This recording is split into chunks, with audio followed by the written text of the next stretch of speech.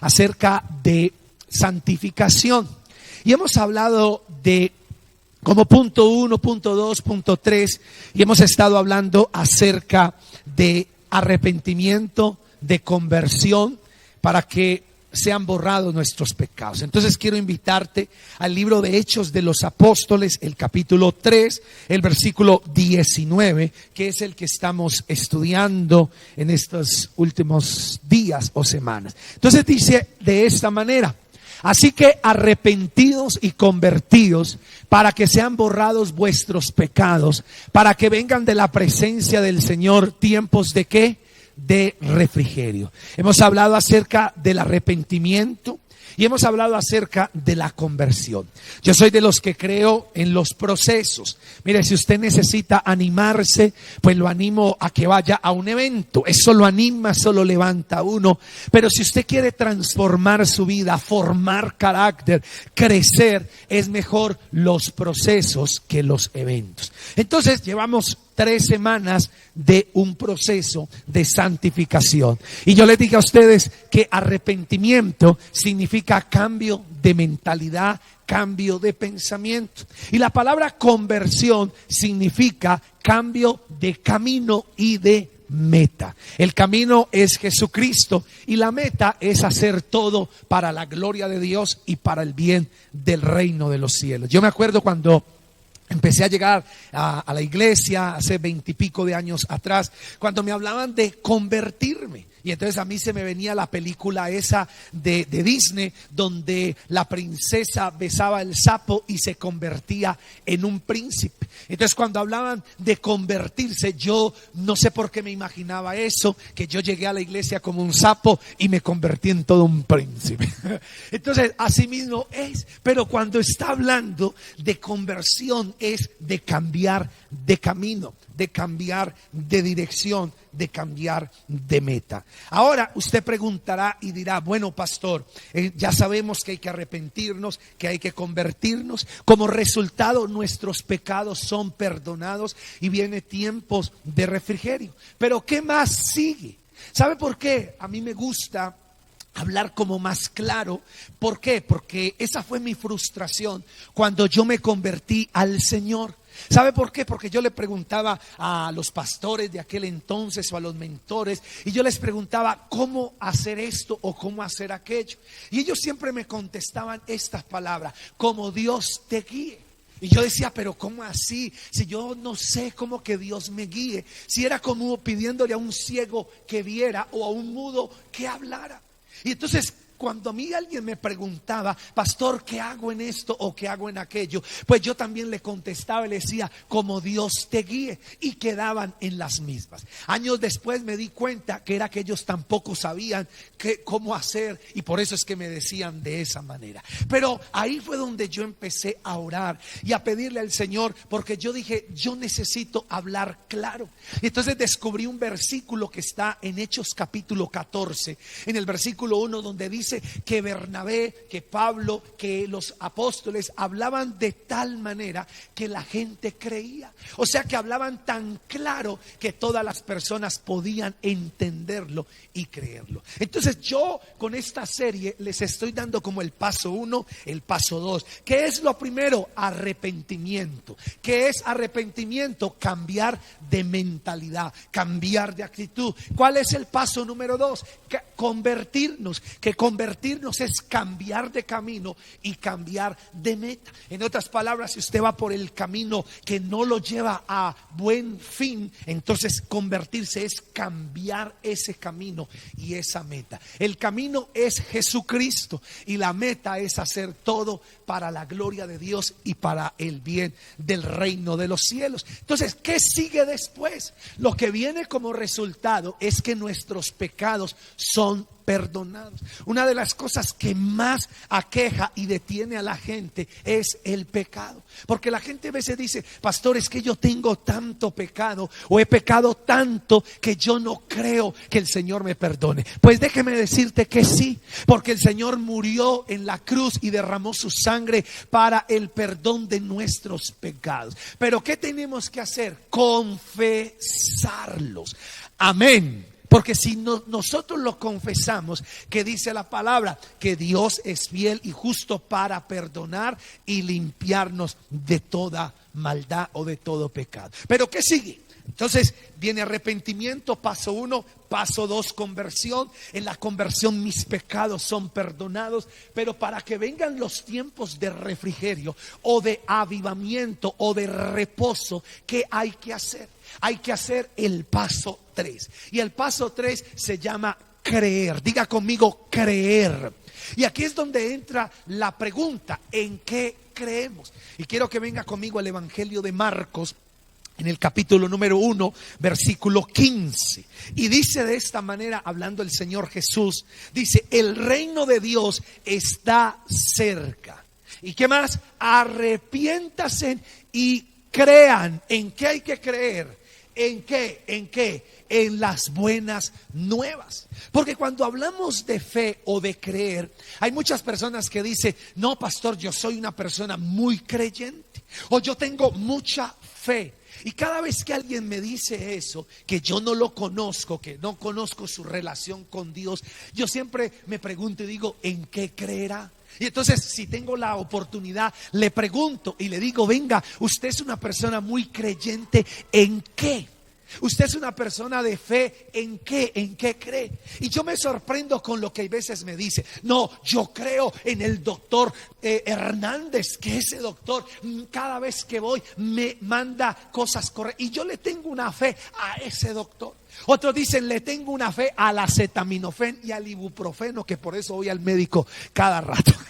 Entonces otros dicen: le tengo fe a la herradura, le tengo fe a la penca de sábila. Otro dice: yo le tengo fe a la pata de conejo. Y entonces ahí donde la gente no sabe qué es ser creyente o qué es la fe. Y la Biblia nos dice que nosotros debemos creer en qué, en las buenas nuevas. ¿Y cuáles son las buenas nuevas? Las buenas nuevas es que Dios se hizo hombre y habitó entre nosotros. Las buenas nuevas es creer en Jesucristo. Por eso, si usted me pregunta a mí: pastor, ¿usted en qué cree? Entonces yo le contesto y le digo: sí, yo soy un hombre de fe, yo soy un hombre muy creyente. Y usted dice: ay, qué lindo. ¿Y usted en qué cree? Yo creo en Jesucristo, el Hijo de Dios, que murió y resucitó de entre los muertos, que venció a Satanás y a los demonios. Creo que nació de una mujer virgen, y creo que Él descendió a las profundidades de la tierra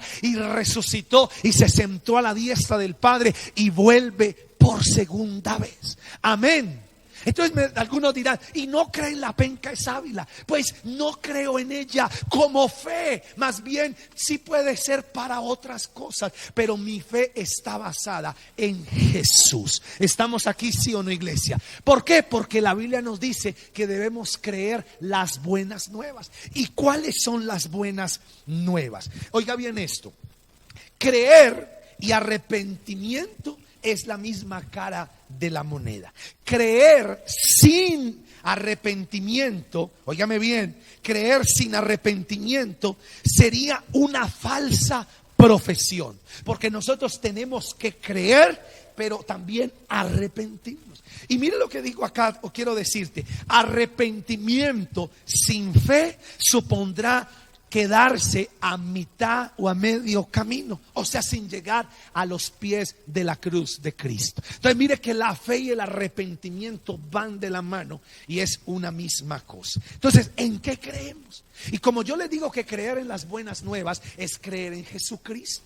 Y creer en Jesucristo, algunos dirán: pastor, yo creo en Jesús, yo creo que Jesús es Dios, que Él murió en la cruz, yo creo eso. Pero algunos creen que Jesús fue creado, que Jesús fue creado hace 2000 años, que nació en el pesebre donde la malvada burra se le comió la paja al niño. Y muchos creen que Jesús, Dios lo creó ahí, pero están equivocados, porque Jesús es Dios y Jesús es antes del pesebre, Jesús es antes de todo eso. Y quiero mostrarles en Apocalipsis capítulo número 1, versículo 8, lo que dice la palabra. ¿Por qué necesitamos necesito que su fe esté fundamentada para lo que vamos a hacer hoy. Ahora en la reunión primera de la mañana fue glorioso esto. Y yo creo que hoy va a ser, la segunda reunión va a ser más glorioso. ¿Cuántos dicen amén? ¿Cuántos lo pueden creer?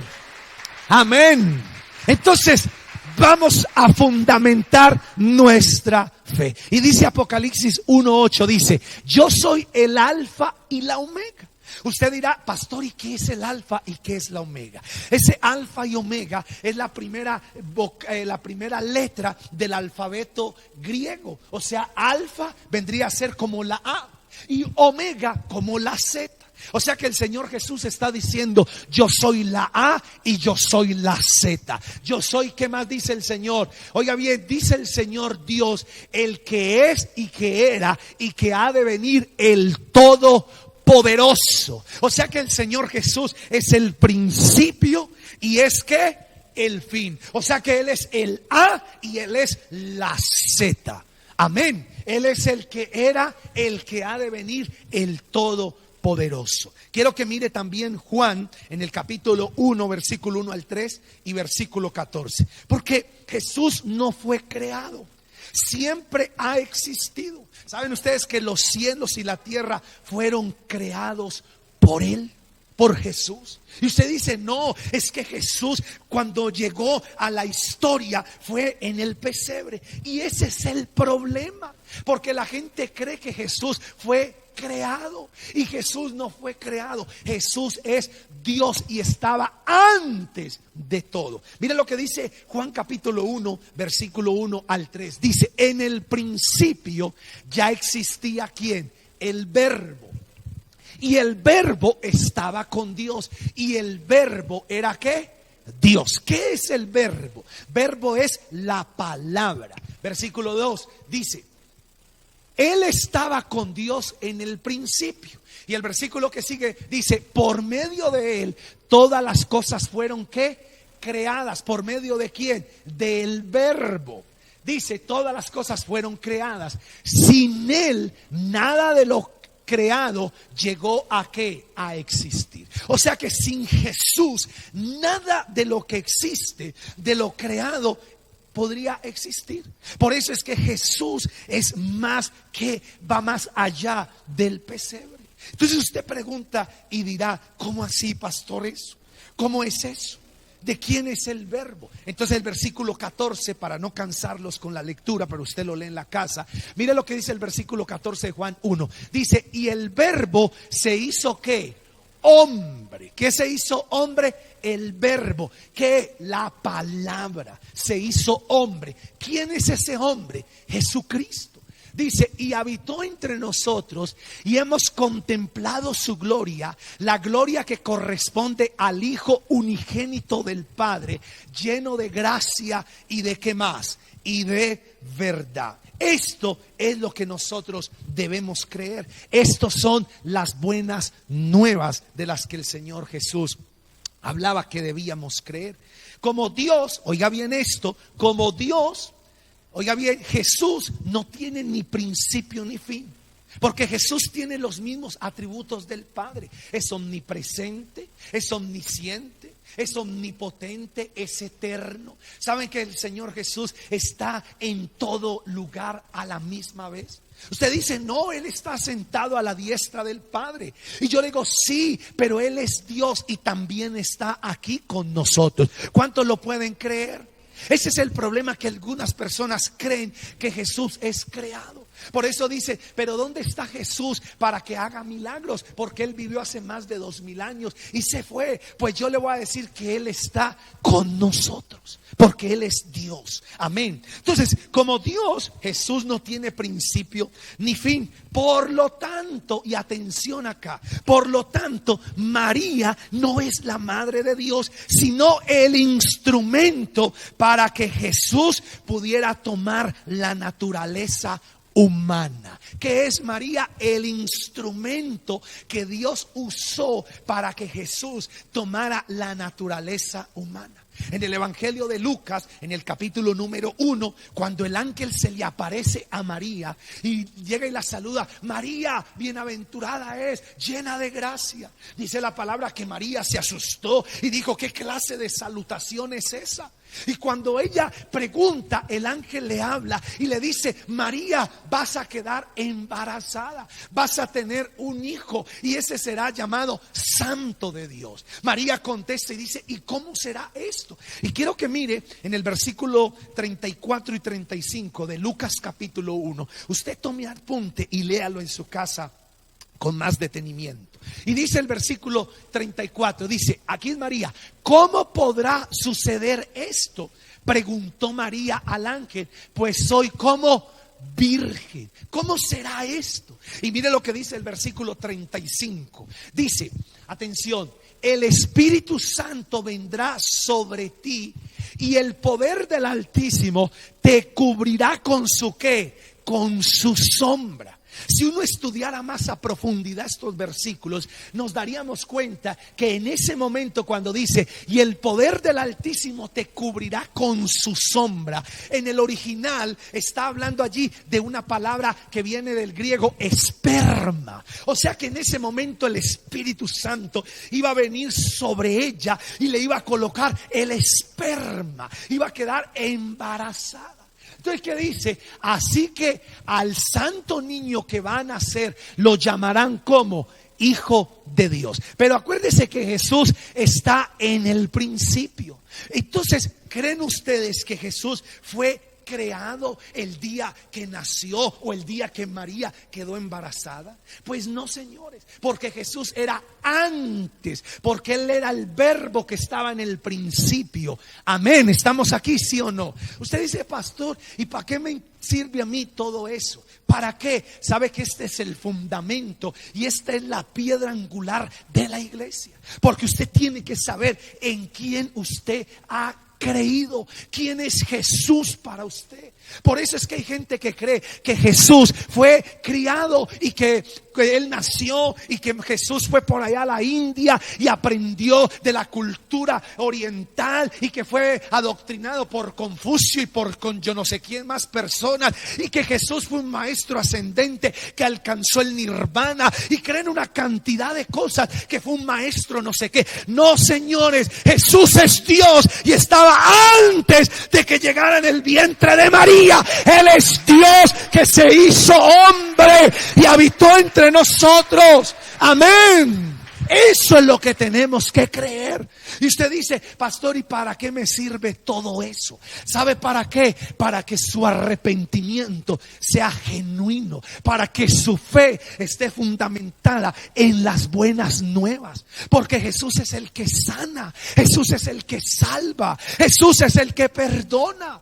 Mire, y aquí hay una dicotomía en muchas personas que creen que los cristianos no creemos en María. Y dicen: no, es que ustedes, los cristianos o evangélicos, como quiera decirlo, ustedes no creen en María. Y yo les voy a decir que sí creemos. Creemos tanto que hacemos lo que ella dijo que hiciéramos. Dice: ¿cómo así, pastor? ¿Y eso dónde está en la Biblia? Pues se lo voy a mostrar. ¿Sabe que un día a Jesús y a sus discípulos, y también fue invitada su mamá María, fueron invitadas a unas bodas que se llaman las bodas de Caná de Galilea? Y estas bodas las conocemos todos porque se les acabó el vino. Y cuando se les acabó el vino, María va donde Jesús, porque María sí sabía quién era Jesús. María no sabía, mi hermano, porque ella sí sabía quién era. Hoy nosotros no sabemos. La gente de esa época no sabía, pero María sí sabía quién era Jesús. Sabía que Jesús era Dios, porque ella lo había experimentado. Entonces María, que sabe quién es Él, va y le dice a Jesús: oye, Jesús, ¿cómo te parece que se acabó el vino? Y Jesús le contesta a María y le dice: ¿qué te pasa, mujer? ¿Qué tienes tú conmigo? Aún no ha llegado mi hora. Algunos dicen que era la hora de morir. No, señores, era la hora de empezar a hacer milagros, de empezar a salvar las personas. Todavía no había llegado su hora. Y cuando Jesús le dice a María de esa manera, imagínense, los siervos y los sirvientes de ese matrimonio estaban: ¿qué María? ¿Qué dijo? ¿Si la va a convertir o no? ¿Si va a hacer el milagro, sí o no? Y entonces Jesús la mira y le dice: no. Pero mire lo que dice el versículo 5 del capítulo 2 de Juan. ¿Y por qué digo yo que nosotros sí creemos? Antes hacemos todo lo que ella dice. ¿Por qué? Porque mire lo que dijo María. Su madre dijo a los sirvientes. ¿A quién? A los sirvientes. ¿Qué dijo? ¿Qué dijo ella? Hagan lo que él ¿qué? Lo que él ¿qué? Hagan todo lo que él ¿qué? Y entonces, ¿qué es lo que nosotros estamos haciendo? Lo que él manda. Es Jesús. ¿Cuántos dicen amén? Y nosotros seguimos eso, lo que él manda. Por eso la gente que tiene esa confusión es porque no lee la Biblia. Porque si leyera la Biblia se daría cuenta que aún ella dijo: hagan lo que él manda. Entonces no es que no creamos, creemos tanto que hacemos lo que ella dijo. Obedézcanlo a él, porque él ya sí sabía que él era Dios, porque ella sí sabía que el Espíritu Santo había venido y había entrado sobre ella, y que lo que iban a hacer de ella no era un hijo de ella, era Dios mismo que la está usando como instrumento para tomar la forma humana, para venir en la misma condición nuestra y pagar por nuestro pecado, ser sustituto por nosotros. ¿Estamos aquí, iglesia, sí o no? ¿Soy claro? Sí. Muy bien. Entonces usted dice: pastor, ¿y Jesús qué empezó a hacer? ¿Sabe qué empezó a hacer Jesús cuando empezó su ministerio? Empezó a hacer varias cosas. Y dice aquí, quiero que mire Mateo capítulo 4, versículo 23 y 24. Dice: Jesús recorría toda Galilea enseñando en las sinagogas. ¿Qué hacía Jesús? Diga conmigo: enseñaba en todas las sinagogas, anunciando las buenas nuevas del reino. ¿Y qué más hacía Jesús? Y sanando toda enfermedad y toda dolencia entre la gente. Versículo 24. Su fama se extendía por toda Siria, y le llevaban todos los que padecían de diversas enfermedades, los que sufrían de dolores graves, los endemoniados, los epilépticos y los paralíticos, y él los que sanaba. Entonces, ¿qué fue lo que hizo Jesús? Predicar, enseñar y sanar. ¿Qué predicaba Jesús? Arrepiéntase. ¿Qué les decía a la gente? Crean en las buenas nuevas. O sea, crean en que yo soy Dios. Crean en ese nuevo mensaje que de nuevo no tenía nada, sino que la gente lo estaba apenas aprendiendo. ¿Sabe usted que la gente, cuando era salva, era porque creían en él? Un día Andrés, el hermano de Pedro, se encuentra a Jesús y Jesús se le muestra a él. Y este muchacho va y le dice a su hermano Pedro: Pedro, Simón, encontré al Mesías. Y Pedro viene y mira y habla con Jesús y se da cuenta que verdaderamente él es el Mesías. Y así ellos van después por Natanael, y todos empezaron a creer en que él era el Mesías. Ellos no creían: ay, él es Jesús, el hijo del carpintero, el hijo de María. Ellos creían y decían: él es el Mesías. Y por eso sus vidas fueron transformadas, cambiadas, sanos, libres, salvos. Amén. Un día dice en el Evangelio de Juan, en el capítulo 4, donde habla de la samaritana, que un día estaba la mujer samaritana, fue al pozo a sacar agua y Jesús estaba ahí. Y le dice a la mujer: dame un poquito de agua. Y la mujer dice: ¿qué? Tú eres judío, yo soy samaritana y no nos la llevamos. Y entonces el Señor empieza a hablar con ella, y cuando está hablando con ella le dice: hey, llama a tu marido.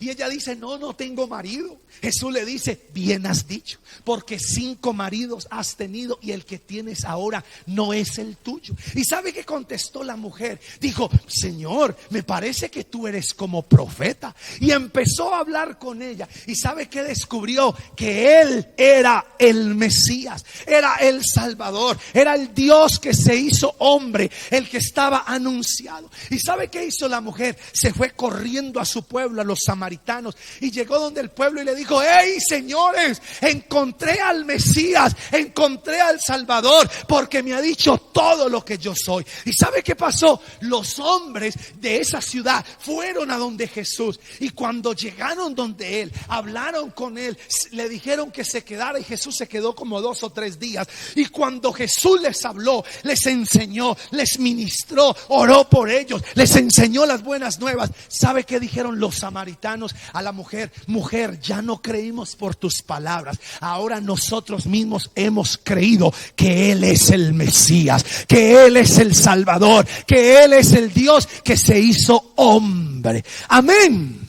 Y usted dice, pastor, yo eso todo lo creo. Yo te voy a decir, mi hermano, tenemos que fundamentarnos, porque lo que quiero hacer hoy y en este proceso es importante que ustedes sepan en quién han creído, quién es su Dios. Porque si ustedes creen que Jesús es criatura que vino a la historia el día que nació en el pesebre, pues no ha creído en Jesús de la Biblia, en el Jesús que está en el cielo. Cree es en otro Jesús. Pero Jesús lo único que hizo fue, cuando llegó el cumplimiento del tiempo, fue tomar la forma de hombre. ¿Para qué? Para venir a morir por nosotros como sustituto de nuestro pecado, por nuestras vidas. ¿Estoy siendo claro aquí, iglesia? ¿Sí o no?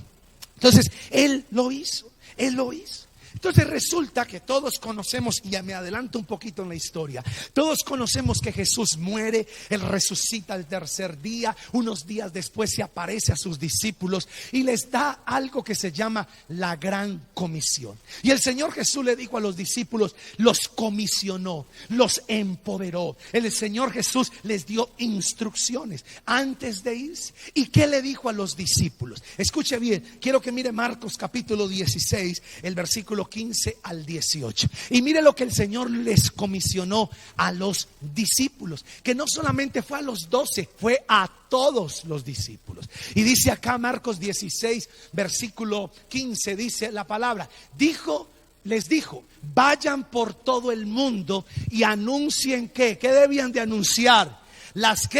Las buenas nuevas. ¿A quiénes? A todas. ¿Cuáles son las buenas nuevas? Que Dios se hizo hombre, que murió por nosotros. Esas son las buenas nuevas. Y el 16 dice el 16,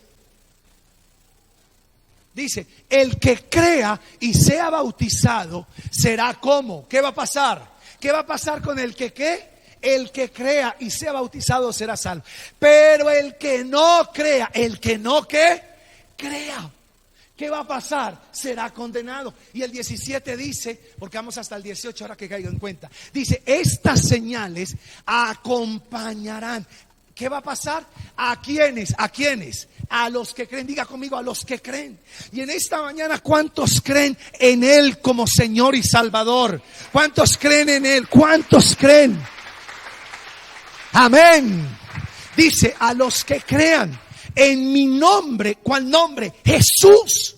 Por eso no tenga la mente ahí en el que nació en el pesebre. No, Jesús, el verbo que estaba en el principio, el que se hizo carne, el que todo fue creado por Él y para Él y por Él subsiste. Pienses en ese. Tenga en mente es a quien, a Él. Amén. En ese. Dice, en mi nombre expulsarán demonios, hablarán nuevas lenguas. Y el 18 dice, oiga bien, dice, tomarán en sus manos serpientes y cuando beban algo venenoso no les hará daño alguno. Ahora no vaya a salir corriendo a tomar veneno ni a coger serpiente, ¿no, señor? Entonces dice aquí, oiga bien, pondrán las manos sobre los enfermos. ¿Y qué va a pasar? ¿Qué va a pasar? Y estos recobrarán la ¿qué? ¿Qué van a recobrar? La salud. Esto se lo dijo el Señor a todos los que creen. Ahora, ¿cuántos de ustedes creen que Él es Dios? ¿Cuántos de ustedes creen en las buenas nuevas, que Él es el Señor de los cielos? Entonces, ¿qué nos dijo? Vayan, hagan discípulos. A esos discípulos bautícenlos. A esa gente echen fuera demonios. ¿Qué más les dijo? Van a hablar nuevas lenguas. Si les dan algo mortífero, no se preocupen. Por eso es que hay que orar por la comida. A mí me da tanta rabia y dolor cuando la gente no ora por la comida. Y la gente cree que uno ora es porque es religioso. No, señores, yo oro para darle gracias a Dios, pero también para bendecir esa comida, porque yo no sé qué me están dando. Y eso es lo que dice la palabra. Aún si les dieren cosas malas, lo más que va a hacer es que les va a dar una diarrea, un cólico, pero de ahí para adelante nada va a pasar, porque el Señor de los cielos dijo que las señales seguirán a los que creen en su nombre. Amén. A los que creen en su nombre, a los que creen.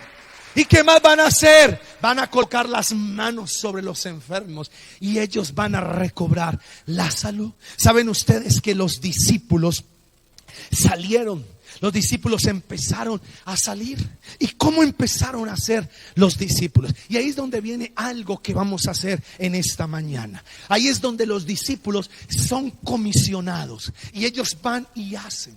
¿Y cómo empezaron a hacerlo los discípulos? Miren lo que dice el Evangelio de Marcos, el capítulo 6, el versículo 7 y saltamos al 12 y al 13, para no calzarte con la lectura. Entonces dice, atención acá, dice, reunió a los 12 y comenzó a ¿qué? A enviarlos ¿de cuánto? De 2 en 2, dándoles autoridad. ¿Dándoles qué? Autoridad. ¿Qué fue lo que el Señor Jesús le dio a sus discípulos? Diga conmigo, autoridad. ¿Sobre qué? ¿Sobre qué? Sobre los espíritus malignos. Y usted dice, pastor, pero es que eso se lo dio el Señor, fue a Pedro, a Juan, a Marco, a Mateo. No, eso se lo dio el Señor a todos los que creen, porque estas señales seguirán a todos los que creen. Amén. Por eso hay gente que a mí a veces me dice, ay pastor, ¿usted por qué no ora y va a mi casa? Es que hay demonios en mi casa y siento sombras y veo cosas. Pastor, ¿cuándo va a ir a orar? Y le digo yo, ¿y por qué no ora usted? Ay, no, porque me da miedo. ¿Y por qué le da miedo? Ay, yo no sé. Entonces le digo, ¿en quién usted ha creído? Y ahí donde le digo, si ve el problema de creer en la penca es Ávila, si ve el problema de creer en la pata del conejo, si ve el problema de haber creído en las plumas del pájaro macuá, si ve, porque si usted cree en Jesús, no pensando que nació ahí en el pesebre, sino que es antes, el verbo existía desde el principio. ¿Sabe qué es lo que usted y yo tenemos? Autoridad. Diga conmigo, autoridad. ¿Sabe qué le puede decir a ese demonio? Demonio, te vas de mi casa. ¿Y sabe qué tiene que hacer ese demonio? Se tiene que ir. ¿Cuántos lo pueden creer en esta mañana? Se tiene que ir, se tiene que ir. Amén. A mí hay veces me gusta cuando mis hijos me dicen eso.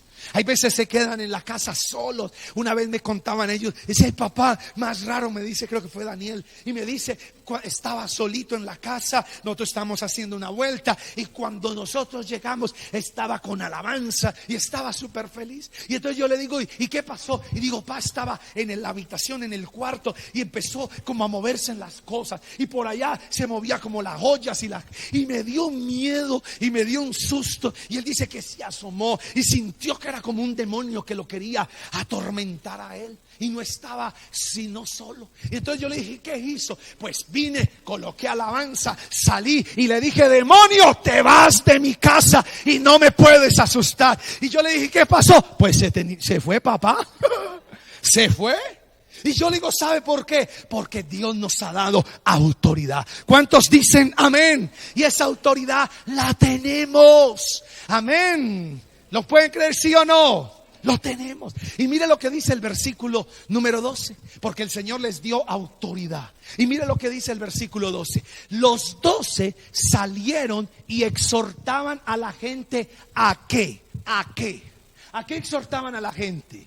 ¿A qué? a que se arrepintieran. Por eso es que yo les he hablado estas 3 semanas de arrepentimiento, porque Dios no puede hacer nada si no hay arrepentimiento en una persona. Y usted dice: pastor, eso no es limitar a Dios, eso no es creer que Dios tiene entonces límite, porque si yo no me arrepiento, Él no va a obrar. ¿No será que Dios tiene límite? Y yo te voy a decir, no es que tenga límite. Lo que pasa es que Dios no pasa por encima de nadie. La Biblia dice: he aquí yo estoy a la puerta y llamo. Mire, si alguno oye y abre la puerta, que dice el Señor, entraré y cenaré con Él y Él conmigo. Pero si el Señor está y usted dice: hey, están tocando la puerta, y usted va y se asoma y dice: ah, no, es Jesús. ¿Sabe qué va a pasar? Él se va a quedar ahí todo el tiempo, no va a entrar. ¿Y sabe qué va a ocurrir? En el libro de Cantar de los Cantares, se fue, porque tocó y tocó y no le abrieron, y él se fue. ¿Y sabe qué es lo que está haciendo Jesús? Tocando la puerta de tu corazón y te está diciendo: hey, hijo, hija, te amo, quiero salvarte, quiero sanarte. Y por eso hay gente que dice: ay, pastor, es que me duele aquí la reuma. Y el Señor dice: quiero sanarte, y no solamente sanarte, quiero salvarte. Entonces, hey, hágalo pues. Pero el Señor está ahí. Pero arrepiéntete. Pero confiesa tus pecados, reconoce tu maldad, pide perdón. Ah, no, así no, pues te vas a quedar con el reuma toda la vida. ¿Por qué? Porque el Señor está llamando es arrepentimiento. Amén. ¿Cuántos dicen amén? Y por eso los discípulos lo primero que hacían y exhortaban a la gente era: arrepiéntase. ¿Por qué? Porque hay gente que está enferma por pecado. Hay gente que tiene hoy enfermedades y su causa es el pecado. No quiere decir que todo, si yo estoy enfermo, es por pecado, porque hay enfermedades por desgaste físico, por no haber administrado bien nuestro cuerpo, por mala mayordomía del cuerpo. Pero también hay demonios que quieren venir a enfermar. Hay pecados que enferman. Y por eso hoy día hay gente que tiene pecados que está como consecuencia trayendo enfermedad. Y yo he visto gente confesar sus pecados y ser sanos inmediatamente, porque reconocen su pecado y se arrepienten. Entonces dice el versículo 13, mira lo que dice, cómo lo hacían los discípulos. También expulsaban a muchos demonios y sanaban ¿a cuántos? ¿A cuántos sanaban? A muchos enfermos, ¿haciendo qué? Ungiéndolos ¿con qué? Con aceite. O sea que cuando ellos se fueron, dijeron a la gente: arrepiéntase, crean en las buenas nuevas, en Jesús. Echaron fuera los demonios, pero colocaban las manos sobre las personas y los ungían con aceite. Hoy quiero hacer eso. Hoy, si ustedes me lo permiten, quiero ungirlos. Y usted dice: pastor, pero yo no estoy enfermo, pero yo quiero bendecirte y aún te voy a dar aceitico. ¿Para qué? Ya te voy a explicar para qué. Mira lo que dice acá, que los enfermos los ungían con aceite. Y si usted lee en el libro de Santiago, en el capítulo número 5, el versículo 14 y 15, mire lo que dice la palabra del Señor. Dice, atención acá, dice: ¿está enfermo alguno de ustedes? Bueno, gloria a Dios, todos están sanos. Listo. Haga llamar a los ancianos de la iglesia. Y cuando está hablando de los ancianos de la iglesia, no está diciendo llame a los abuelitos. No, está diciendo llame a los ancianos, que es los líderes, la autoridad. Amén, estoy diciendo claro, ¿sí o no? Llame a su líder, llame a su pastor. Por eso cuando la gente dice: no hay necesidad de ir a la iglesia para buscar a Dios, y yo te voy a decir: mentira. Porque tenemos que buscar, porque si estamos enfermos, ¿a quiénes vamos a llamar? Diga conmigo: a los ancianos, a los líderes de la iglesia. Y si usted no tiene iglesia, no está plantado, ¿a quién va a llamar? No tiene a quién llamar. Por eso esa es la bendición y el beneficio de estar plantado en la casa de Dios. Entonces dice: llame a los ancianos de la iglesia para que oren por él. ¿Y qué hacen? ¿Qué hacen? Y lo unjan ¿con qué? ¿Con qué? Con aceite en el nombre del Señor. Mire, cada vez que mis hijos se enferman, yo no salgo corriendo para el médico. Usted dice, ¿no va al hospital? Sí, pero yo antes de salir corriendo, yo los unjo y yo sigo lo que dice la palabra. Y yo los bendigo y unjo sus vidas con aceite. Aún yo mismo. Y yo mismo muchas veces me siento enfermo, me unjo y hago lo que dice la palabra. Eso no quiere decir que no vamos a ir al médico. Claro, hay que ir, pero usted debe ungir a su familia. ¿Por qué? Porque lo que dice la palabra, dice, para que oren por él y lo uncan con aceite. ¿En el nombre de quién? ¿En el nombre de quién? Del Señor que nació ahí en el pesebre, que la burra se le comió la paja al niño. O estamos mirando más allá, el verbo que existía en el principio, el que era Dios y estaba con Dios y se hizo hombre, Jesucristo. Acuérdese que el día del pesebre fue el día que Él tomó forma humana, pero Él ya existía antes. Y dice el versículo 15, mire lo que dice: la oración de fe, ¿la oración de qué? De fe sanará al enfermo y el Señor lo levantará. Y si ha pecado, si ha ¿qué? Pecado, su pecado será ¿cómo? Perdonado, arrepentimiento. Por eso es que hay que pedir perdón. Pero si usted se queda ahí con el pecado, usted dice, no, yo no voy a decir nada porque me van a tratar mal y después me van a empezar a mirar mal. Pues ¿qué se quiere quedar? ¿Con su pecado y con su enfermedad? ¿O quiere ser sano y ser libre?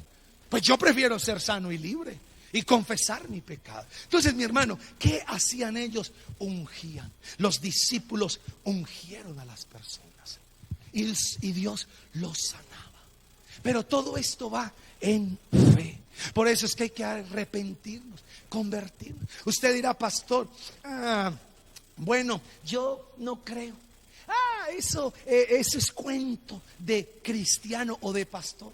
Pues sabe una cosa, que si usted no cree, el diablo sí cree.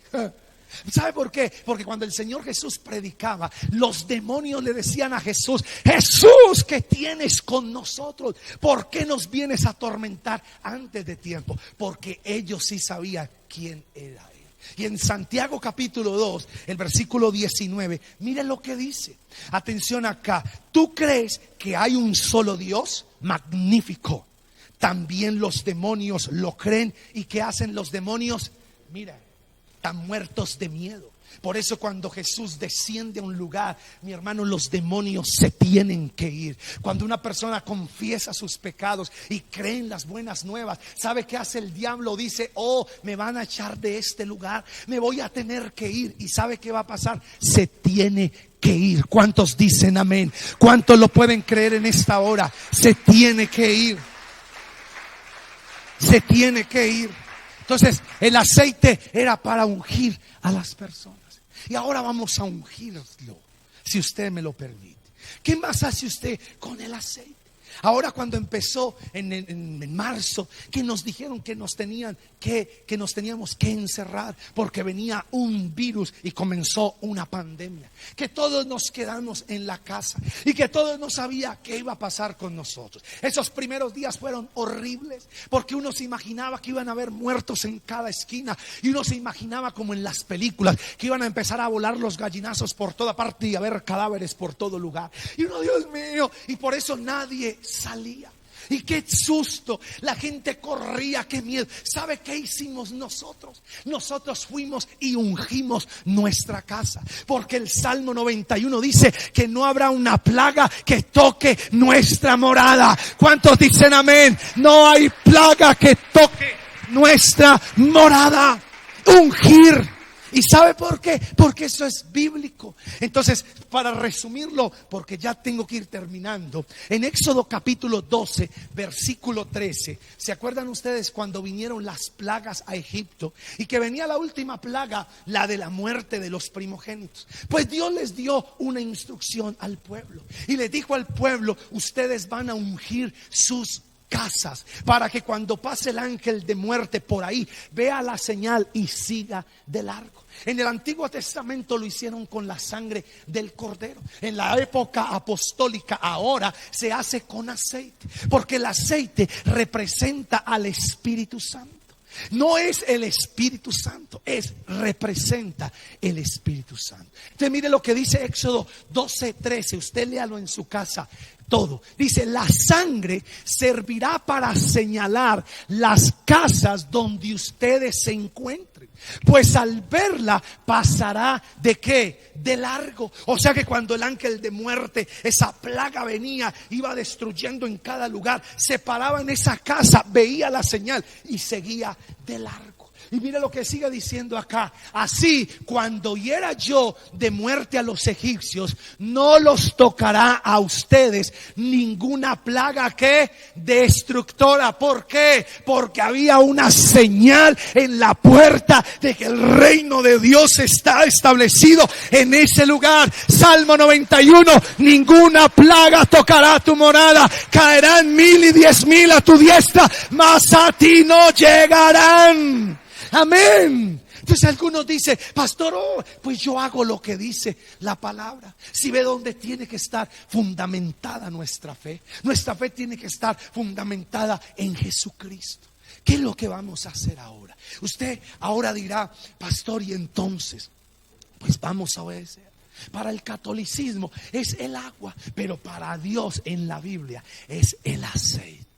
Y usted no vaya a pensar ahora: ay, ¿y de dónde trajo ese aceite? Sí, lo traje de las montañas del Himalaya por ahí. No, es un aceite de oliva. Es un aceite que, según lo que dice la palabra, fue preparado según el arte del perfumista. Porque es un aceite que tiene cálamo aromático, que tiene mirra y que tiene, mi hermano, caña aromática. Entonces, mi hermano, nosotros tenemos que saber, y está ungido. Si tuviera más tiempo les mostraría cómo el Señor mandó a prepararlo.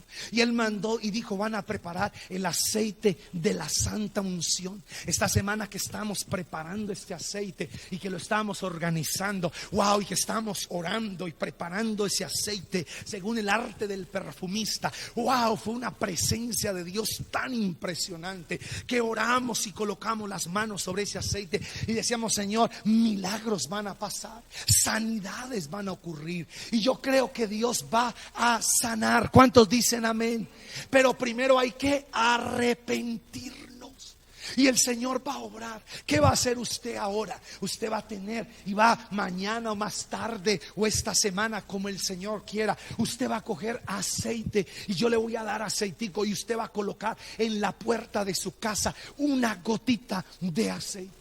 Y usted dice: pastor, ¿y para qué? Porque eso es una señal que cada vez que pase una plaga a destruir, va a ver la señal y va a pasar de largo. ¿Cuántos dicen amén? Amén. ¿Cuántos lo pueden creer? Amén. Vas a orar por su familia. Si usted tiene a sus hijos y están enfermos, ore por ellos. No me vaya a empezar ahorita a hacer agenda. Pastor, ¿cuándo va? No, porque acuérdese que todo el que cree, las señales seguirán. Eso es lo que yo hago. Eso es lo que el Señor nos mandó. Por eso mi fe está fundamentada en el Evangelio, en las buenas nuevas de salvación. ¿Y qué vamos a hacer ahora? Por eso es que les dije que esto era un proceso. Y yo quiero hacer lo que dice la palabra. Yo quiero bendecirlos, si ustedes me lo permiten. Quiero ungirlos y también quiero darles un poquito de este aceite. Ahora no es que usted vaya a llegar a la casa y le va a colocar el aceite en un altarcito y le va a prender una vela. No, señores. No. Acuérdate que es fe, porque usted cree en Jesús y está siguiendo la instrucción. Amén, mis hermanos. Quiero que se ponga sobre sus pies y vamos a orar.